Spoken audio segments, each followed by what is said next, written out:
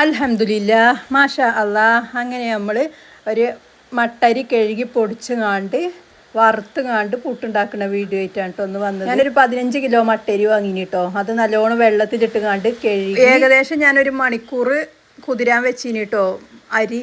അത് കഴിഞ്ഞുങ്ങാണ്ട് വീണ്ടും ഒന്നും കൂടി കഴുകിങ്ങാണ്ട് ഊറ്റിങ്ങാണ്ട് കൊട്ടിക്ക് ഊറ്റിയിടുകയാണ് കേട്ടോ, വെള്ളം തോരാൻ വേണ്ടിങ്ങാണ്ട്. ഇതൊരു രാത്രി തലേ ദിവസമാണ് കേട്ടോ ഇത് ചെയ്യണത്. പിറ്റേ ദിവസമാണ് കേട്ടോ അത് പൊടിക്കാൻ കൊണ്ടുപോകണം. 15 കിലോ അരിയിൽ നിന്ന് 1 കിലോ ഞാനവിടെ മാറ്റിച്ചിന് കേട്ടോ, ഞാൻ ചോറുണ്ടാക്കാൻ വേണ്ടി. അപ്പോൾ അവിടെ മട്ടരി കൊണ്ട് ചോറ് വെച്ചാൽ ആർക്കും പറ്റൂല.